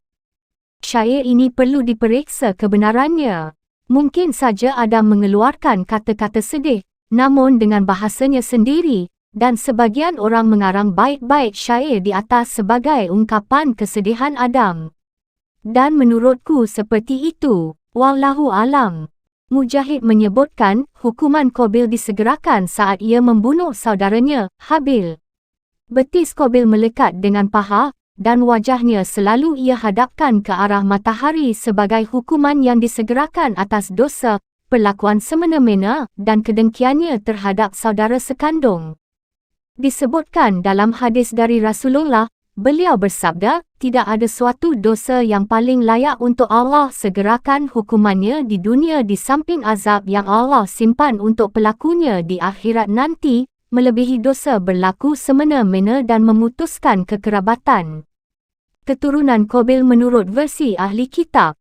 Saya membaca dalam sebuah kitab yang beredar di kalangan ahli kitab yang mereka klaim sebagai kitab Taurat. Allah Azza wa Jalla memberi waktu dan melihat apa yang dilakukan Qabil. Qabil tinggal di kawasan Nud, sebelah timur Aden yang mereka sebut sebagai Kanin. Qabil kemudian memiliki anak bernama Hanok. Hanok memiliki anak bernama Anda. Anda memiliki anak bernama Mahawil. Mahawil memiliki anak bernama Matusyail. Matusyail memiliki anak bernama Lamek. Lamek menikahi dua wanita bernama Ada dan Shala. Ada kemudian melahirkan seorang anak bernama Abal. Abal adalah orang pertama yang tinggal di dalam tenda kubah dan memiliki harta. Ada juga melahirkan anak yang lain bernama Naubal. Naubal adalah orang pertama yang menabuh simbal dan gendang. Shala melahirkan anak lelaki bernama Taubalkin. Taubalkin adalah orang pertama yang membuat peralatan dari perunggu dan besi. Dan seorang anak perempuan bernama Nikma. Lahirnya Syaits bin Adam disebutkan pula dalam kitab yang sama. Adam menggauli isterinya lalu melahirkan seorang anak lelaki. Hawa memberinya nama Syaits dan mengatakan, "Aku memberi nama itu karena aku diberi pengganti Habil yang telah dibunuh Qabil." Syaits kemudian melahirkan Anush. Para ahli kitab juga menyatakan, saat Syaits lahir, Adam berusia 130 tahun, dan setelah itu Adam hidup selama 800 tahun. Saat Anush lahir, Syaits berusia 165 tahun, dan setelah itu ia hidup selama 807 tahun. Ia juga memiliki sejumlah anak lelaki dan anak perempuan lain. Anush kemudian memiliki anak bernama Kainan. Saat itu Anush berusia 90 tahun, dan setelah itu ia hidup selama 815 tahun. Ia juga memiliki sejumlah anak lelaki dan anak perempuan lain. Setelah menginjak usia 70 tahun, Kainan memiliki anak bernama Mahlayal, dan setelah itu ia hidup selama 840 tahun. Ia juga memiliki sejumlah anak lelaki dan anak perempuan lain. Setelah menginjak usia 65 tahun, Mahlayal memiliki anak bernama Yarid, dan setelah itu ia hidup selama 830 tahun. Ia juga memiliki sejumlah anak lelaki dan anak perempuan lain. Setelah menginjak usia 162 tahun, Yarid memiliki anak bernama Hanok, dan setelah itu ia hidup selama 800 tahun. Ia juga memiliki sejumlah anak lelaki dan anak perempuan lain. Setelah menginjak usia 65 tahun, Hanok memiliki anak bernama Mutawsyalah, dan setelah itu ia hidup selama 800 tahun. Ia juga memiliki sejumlah anak lelaki dan anak perempuan lain. Setelah menginjak usia 65 tahun, Mutawassalah memiliki anak bernama Lamik, dan setelah itu ia hidup selama 788 tahun. Ia juga memiliki sejumlah anak lelaki dan anak perempuan lain. Setelah menginjak usia 182 tahun, Lamik memiliki anak bernama Nuh, dan setelah itu ia hidup selama 595 tahun. Ia juga memiliki sejumlah anak lelaki dan anak perempuan lain. Setelah menginjak usia 500 tahun, Nuh memiliki sejumlah anak bernama Sam, Ham dan Yafets. Demikian dijelaskan dalam kitab mereka secara gamblang. Terkait kebenaran apakah penjelasan sejarah ini turun dari langit, masih perlu dikaji lebih jauh, seperti yang disampaikan sejumlah ulama yang memberikan kritikan tajam terkait sejarah tersebut. Yang jelas, penjelasan seperti ini diselipkan dalam kitab mereka sebagai tambahan dan penafsiran. Banyak sekali terdapat kekeliruan di sana, seperti yang akan kami sebutkan di bagiannya masing-masing, insya-Allah. Jumlah anak Adam. Imam Abu Ja'far bin Jarir menyebutkan dalam kitab At-Tarikh dari sebagian ulama, Hawa melahirkan 40 anak dalam 20 kali kehamilan. Demikian yang disampaikan Ibnu Ishaq. Ibnu Ishaq menyebutkan semua nama anak-anak Adam tersebut. Wallahu alam. Menurut sumber lain, Hawa melahirkan sebanyak 120 kali, setiap kelahiran 2 anak sepasang, lelaki dan perempuan. Yang paling tua, Qabil dan saudarinya, Kalimah, dan yang terakhir Abdul Mughits dan saudarinya Ummul Mughits. Setelah itu, populasi manusia menyebar di berbagai belahan bumi dan berkembang biak, seperti yang disampaikan Allah, wahai manusia. Bertakwalah kepada Rabbmu yang telah menciptakan kamu dari diri yang satu, dan Allah menciptakan pasangannya dari dirinya. Dan dari keduanya Allah memperkembangbiakkan laki-laki dan perempuan yang banyak.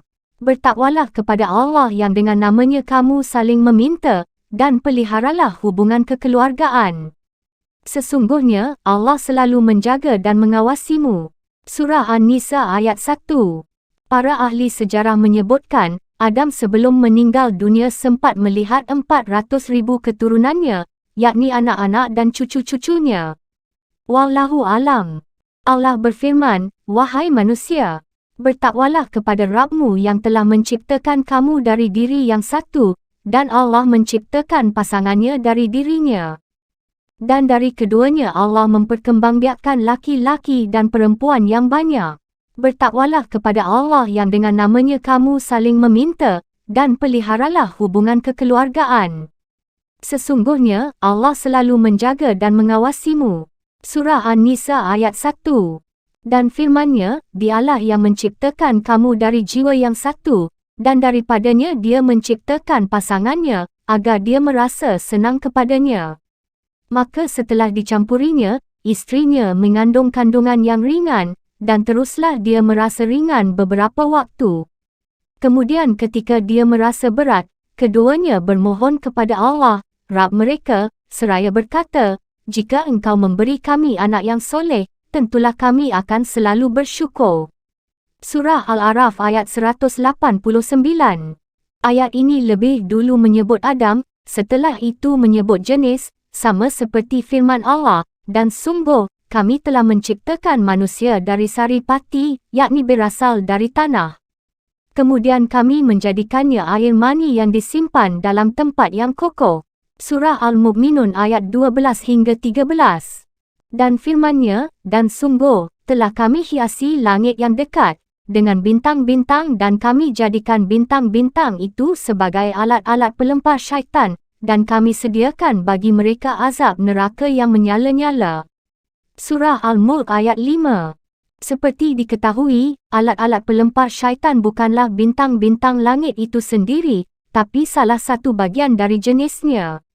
Terkait hadis yang diriwayatkan Imam Ahmad, Abdul Samad bercerita kepada kami, Umar bin Ibrahim bercerita kepada kami, Qatadah bercerita kepada kami, dari Hasan, dari Samurah, dari Nabi, beliau bersabda, saat Hawa melahirkan anak, Iblis datang mengelilinginya. Anak yang dilahirkan Hawa biasanya tidak hidup. Lalu Iblis berkata, berilah dia nama Abdul Harits, dia pasti hidup. Hawa kemudian memberi nama anaknya Abdul Harits, dan anaknya hidup. Itu berasal dari bisikan dan perintah syaitan. Seperti itu juga yang diriwayatkan At-Tirmidzi, Ibnu Jarir, Abu Hatim, dan Ibnu Mardawai dalam kitab tafsir mereka masing-masing saat menafsirkan ayat di atas. Juga ditakhrij Hakim dalam Al-Mustadrak, semuanya berasal dari hadis Abdul Samad bin Abdul Waris dengan matan yang sama. Hakim mengatakan sanadnya sahih, hanya saja Imam Bukhari dan Muslim tidak mentahrijnya. At-Tirmidzi mengatakan, hadis ini hasan gharib. Kami hanya mengetahuinya dari hadis Umar bin Ibrahim. Sebagian lainnya meriwayatkan hadis ini dari Abdul Samad dengan sanad yang tidak terhubung hingga ke Nabi. Cacat semacam ini menodai hadis, karena diriwayatkan secara mauquf, sanadnya hanya terhubung sampai sahabat. Inilah yang lebih tepat. Nampaknya, kisah di atas bersumber dari kisah-kisah Israiliyat. Juga diriwayatkan secara mauquf dari Ibnu Abbas, dan sepertinya kisah tersebut bersumber dari Ka'ab al-Ahbar dan rekan-rekannya. Wallahu alam. Hasan al-Bashri memiliki penafsiran berbeza untuk ayat-ayat di atas. Andai riwayat Samurah menurutnya marfu', tentu tidak akan beralih pada yang lain. Wallahu alam. Selain itu, Allah menciptakan Adam dan Hawa tidak lain untuk menjadi asal-usul manusia, mengembangbiakkan lelaki dan perempuan dalam jumlah besar. Lalu bagaimana mungkin jika dikatakan bahawa Hawa tidak pernah punya anak hidup seperti disebutkan dalam hadis di atas, itu pun dengan asumsi jika hadis tersebut terjaga. Besar dugaan dan bisa dipastikan keliru jika hadis tersebut sanadnya terhubung hingga ke Rasulullah. Yang benar adalah mauquf, sanadnya hanya sampai pada sahabat. Wallahu alam. Masalah ini sudah kami jelaskan dalam kitab tafsir kami, Tafsir Ibnu Katsir. Alhamdulillah, Adam dan Hawa terlalu bertakwa kepada Allah untuk melakukan hal-hal seperti disebutkan dalam riwayat di atas, karena Adam adalah ayah manusia. Allah menciptakannya dengan tangannya, meniupkan sebagian ruh ciptaannya, memerintahkan para malaikat untuk sujud kepadanya, mengajarkan nama-nama segala benda padanya, dan menempatkannya di syurga. Adam seorang Nabi utusan Allah dalam kitab sahihnya. Ibnu Hibban meriwayatkan dari Abu Zar, yang mengatakan, aku bertanya, wahai Rasulullah, berapa jumlah para Nabi? 124,000 Nabi, jawab beliau. Wahai Rasulullah, berapa jumlah Rasul di antara mereka? Tanyaku kembali. Sebanyak 313 Rasul, jawab beliau. Wahai Rasulullah, siapa Nabi yang pertama? Tanyaku berikutnya. Adam, jawab beliau. Wahai Rasulullah, apakah Adam seorang Nabi yang diutus? Tanyaku menyusul. Ya, Allah menciptakannya dengan tangannya, meniupkan sebagian ruh ciptaannya kepadanya, kemudian Allah menyempurnakannya sehingga bisa berdiri berhadapan. Jawab beliau. Tabrani mengatakan, Ibrahim bin Nailah al-Ashbahani bercerita kepada kami, Syaiban bin Faruq bercerita kepada kami, Nafi' bin Hurmus bercerita kepada kami, dari Athab bin Abu Rabah, dari Ibnu Abbas yang mengatakan, Rasulullah bersabda, mahukah kalian aku beritahukan, malaikat terbaik adalah Jibril, Nabi terbaik adalah Adam, hari terbaik adalah hari Jumat, bulan terbaik adalah bulan Ramadan, malam terbaik adalah Lailatul Qadar, dan wanita terbaik adalah Maryam binti Imran. Sanad hadis ini daif, karena Nafi' Abu Hurmus dinyatakan pendusta oleh Ibnu Ma'in, dinyatakan daif oleh Ahmad, Abu Zurah, Abu Hatim, Ibnu Hibban dan lainnya. Wallahu alam. Ka'ab al-Ahbar mengatakan, tak seorang pun di syurga memiliki jenggot selain Adam. Jenggotnya hitam, panjangnya mencapai pusar. Dan tak seorang pun di syurga dipanggil dengan kunyah selain Adam. Di dunia ia dipanggil dengan kunyah Abu Bashar, ayah manusia, dan di surga dipanggil Abu Muhammad. Diriwayatkan dari Ibnu Adi melalui jalur Syekh bin Abu Khalid, dari Hamad bin Salamah, dari Ammar bin Dinar, dari Jabir secara marfu', para penghuni syurga dipanggil dengan nama-nama mereka, kecuali Adam, ia dipanggil dengan kunyah Abu Muhammad. Juga diriwayatkan Abu Adi dari hadis Ali bin Abi Talib. Hadis ini daif dari semua sisi.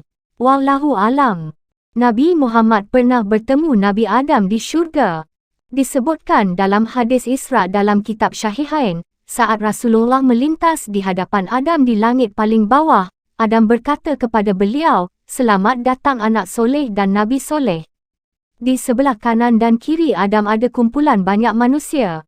Saat melihat ke sebelah kanan, Adam tertawa dan saat melihat ke sebelah kiri, Adam menangis. Aku bertanya, "Wahai Jibril, siapa dia?" Jibril menjawab, "Dia Adam, dan mereka itu anak keturunannya." Saat melihat ke sebelah kanan mereka adalah para penghuni syurga, Adam tertawa, dan saat melihat ke sebelah kiri, mereka adalah para penghuni neraka, Adam menangis. Demikian inti hadis di atas. Abu Bakar Al-Bazzar mengatakan, Muhammad bin Mutsanna bercerita kepada kami, Yazid bin Harun bercerita kepadaku, Hisham bin Hasan memberitakan kepada kami. Ia mengatakan, akal Adam sama seperti akal seluruh anak keturunannya. Nabi bersabda, aku melintas di hadapan Yusuf, ternyata ia diberi separuh ketampanan. Sebagian ulama menyatakan, makna hadis ini adalah Yusuf diberi separuh ketampanan Adam. Makna ini sesuai kerana Allah menciptakan Adam dan membentuknya dengan tangannya, meniupkan ruh ciptaannya padanya. Dan makhluk yang Allah ciptakan, pasti makhluk yang paling baik keindahannya. Kami meriwayatkan dari Abdullah bin Umar secara mauquf dan marfu', saat Allah menciptakan syurga, para malaikat mengatakan, Ya Rabb kami, berikan syurga itu pada kami, kerana kau telah menciptakan dunia untuk keturunan Adam, mereka makan dan minum di sana. Allah kemudian berfirman, demi keperkasaan dan kemuliaanku, tidaklah aku menyamakan antara keturunan soleh makhluk yang aku ciptakan dengan tanganku, seperti makhluk yang aku ciptakan dengan kalam, jadilah. Maka jadilah dia. Diriwayatkan dalam sebuah hadis dalam kitab Syahihain dan lainnya dari sejumlah jalur, Rasulullah bersabda, sungguh, Allah menciptakan Adam sesuai wujudnya, yakni sifat-sifatnya. Ulama secara panjang lebar membahas hadis ini, dan banyak sekali pendapat terkait hadis ini yang tidak bisa dipaparkan di sini. Wallahu alam. Pasal kelima, kematian dan wasiat Adam untuk Syaits, anaknya. Syaits artinya pemberian Allah. Adam dan Hawa memberi nama seperti itu kerana Syaits diberikan Allah pada keduanya setelah Habil dibunuh. Abu Zar menuturkan dalam hadis yang ia dengar dari Rasulullah, sungguh, Allah menurunkan 104 lembaran, 50 di antaranya Allah turunkan kepada Syaits. Muhammad bin Ishaq menyatakan, saat sekarang, Adam berwasiat kepada anaknya, Syaits, mengajarkan saat-saat pada malam dan siang hari, mengajarkan ibadah apa saja pada saat-saat itu, dan memberitahukan padanya setelah itu akan terjadi banjir besar. Menurut salah satu sumber, nasab seluruh keturunan Adam saat ini bermuara pada Syaits. Anak-anak Adam selain Syaits punah dan lenyap. Wallahu alam. Saat Adam meninggal dunia pada hari Jumaat, para malaikat datang dengan membawakan kamper dan kafan dari sisi Allah Azza wa Jalla dari syurga. Mereka mengucapkan takziah kepada putra sekaligus penerima wasiat Adam, Syaits. Ibnu Ishaq menuturkan, terjadi gerhana matahari dan bulan selama 7 hari 7 malam saat Adam meninggal dunia. Abdullah bin Imam Ahmad menyatakan, Hadbah bin Khalid bercerita kepada kami, Hamad bin Salamah bercerita kepada kami, dari Humaid, dari Hasan, dari Yahya bin Damrah As-Sadi, ia menuturkan, aku melihat seorang syekh berbicara di Madinah, aku menanyakan siapa orang itu. Orang-orang menjawab, dia Ubay bin Ka'ab. Ia berkata, saat menjelang wafat, Adam berwasiat kepada anak-anaknya, wahai anak-anakku, sungguh, aku menginginkan buah syurga. Mereka kemudian pergi mencari-cari buah yang diinginkan sang ayah. Para malaikat yang tengah membawa kain kafan dan kamper untuk Adam berpapasan dengan mereka yang sedang membawa kapak, sekop dan keranjang. Para malaikat bertanya, "Wahai anak-anak Adam, kalian mahu mencari apa? Atau apa yang kalian mahu dan kalian hendak ke mana?" Mereka menjawab, "Ayah kami sakit dan menginginkan buah-buahan syurga." Para malaikat berkata, "Pulanglah, ayah kalian sudah hampir meninggal dunia." Mereka pun pulang, lalu Hawa melihat para malaikat. Hawa mengenali mereka dan langsung memeluk Adam. Adam berkata, "Menjauhlah dariku kerana aku ada sebelum kau ada. Biarkan saja aku bersama para malaikat Rabbku Azza wa Jalla." Para malaikat kemudian mencabut nyawa Adam, memandikan, mengafani dan memberinya kampa. Setelah itu mereka menggali liang lahat untuknya, mensolati jenazahnya, kemudian memasukkannya ke liang kubur. Setelah itu mereka memendamnya dengan tanah. Para malaikat kemudian berkata, "Wahai anak-anak Adam, inilah syariat kalian." Sanad hingga Ubay bin Ka'ab ini sahih. Ibnu Asakir meriwayatkan dari jalur Syaiban bin Faruq, dari Muhammad bin Ziyad, dari Maimun bin Mihran, dari Ibnu Abbas, Rasulullah bersabda, para malaikat bertakbir 4 kali saat mensolati jenazah Adam, Abu Bakar bertakbir 4 kali saat mensolati jenazah Fatimah, Umar bertakbir 4 kali saat mensolati jenazah Abu Bakar, dan Syuhaib bertakbir 4 kali saat mensolati jenazah Umar. Ibnu Asakir mengatakan, selain dari Ibnu Abbas, hadis ini juga diriwayatkan dari Ibnu Umar, yang juga disebutkan melalui Maimun.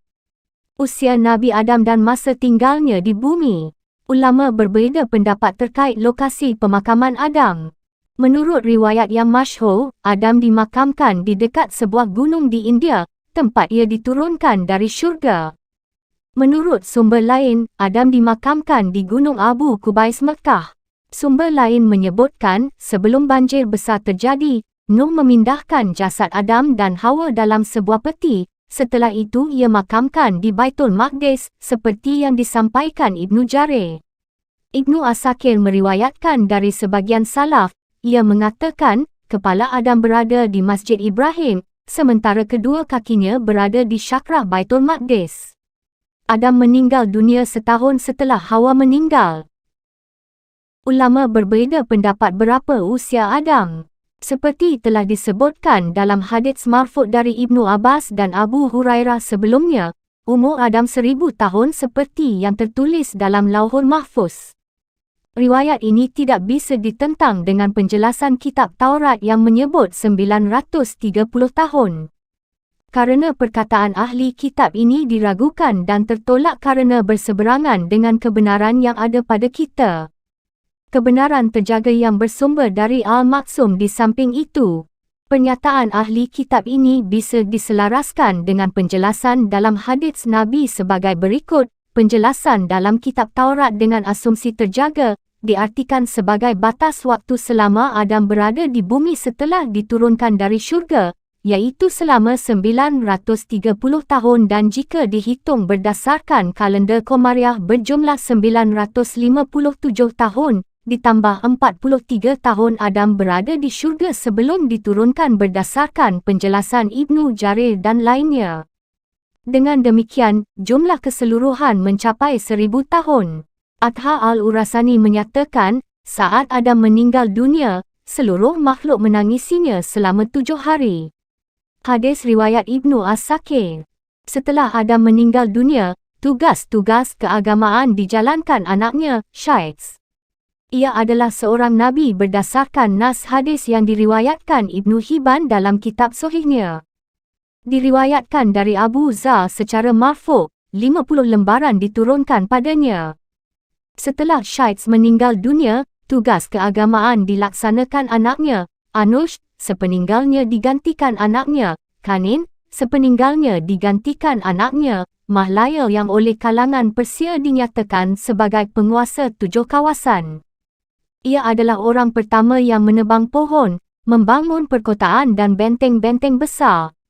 Dialah yang membangun kota Babilonia dan kota Sus Al-Aqsa, mengalahkan iblis dan para pasukannya, mengusir mereka ke ujung-ujung bumi dan perbukitan, membunuh para jin pembangkang.